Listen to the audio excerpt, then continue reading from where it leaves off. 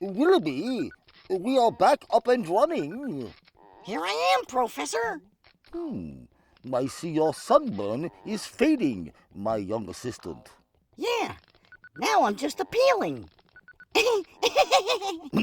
Yes, at any rate, through a bit of reverse engineering, I have hooked up our argon laser backup lights to the projector, which you should now turn on if we are to see more of the Science-O-Rama on solar power. Right, Professor. Dr. Charles Greeley Abbott, the Secretary of the Smithsonian Institution and the world's leading authority on solar radiation, says that before long we shall find a commercially practicable method of harnessing sunshine. Financial success probably awaits the solver of the problem of collecting solar heat for power purposes. He says, with our present outlook, it seems to me likely that within another generation or two, power demands will lead to the sun as the most available source of supply. over 2,000 years ago, a few wise men knew enough about solar radiation to concentrate the sun's rays for their own benefit.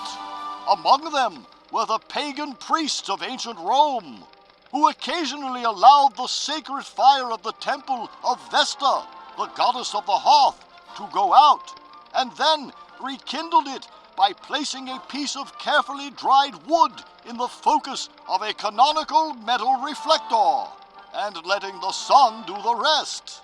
Also, there is a classical story that the famed philosopher Archimedes, when a Roman fleet was attacking Syracuse in 214 BC, set fire to the Roman warships by concentrating sun rays on them by means of mirrors erected on the shore. It was in an effort to prove the possibility of this tale that in 1747 Buffon, a French naturalist, made the earliest known scientific experiments leading toward the utilization of solar energy. He mounted over 300 small glass mirrors on a glass frame so that each of them could be adjusted separately, and so that all of them could be made to concentrate their rays at any desired distance. With this apparatus, he set fire to wood over 200 feet away and melted silver at a tenth of that distance. A few years later, Hosen, a mechanician of Dresden, built a mirror 10 feet in diameter, whose concentrated rays almost instantly melted coins. Today, almost 2 centuries later, scientists still are interested in burning glasses. Dr. George E. Hale, astronomer at the Mount Wilson Observatory in California, recently designed a 15-foot instrument with 30 lenses that generates a temperature of 6,000 degrees centigrade that melts steel wire as fast as an ordinary gas burner would melt butter. About 20 years after Buffon's experiments, H.B.D. Saussure, a Swiss scientist, invented the solar hotbox, realizing that it is not until the sun's radiant energy strikes some material object that it is converted into heat, and that black, which absorbs all of the sun's rays, is the most efficient color for this conversion. He constructed a small wooden box, painted it black inside, and covered it with 2 sheets of plain glass, with an air space between them. Just how high the temperatures were that he obtained in this box when he set it in the sun is not known.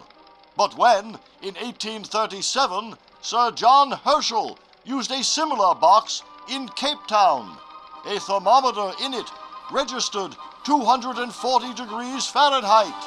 Sir John astonished his neighbors by using his apparatus for the homely purpose of frying eggs and stewing meats and vegetables. So it seems that his crude hotbox was a sort of rough draft of the solar cooker that in recent years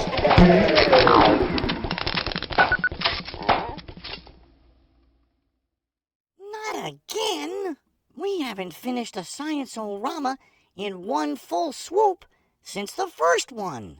I'm sorry, Willoughby. That is all the backup power I could generate at this time. Well, Professor, all I know is we need to get a longer source of power. Or watch shorter Science-O-Ramas. Oh, my.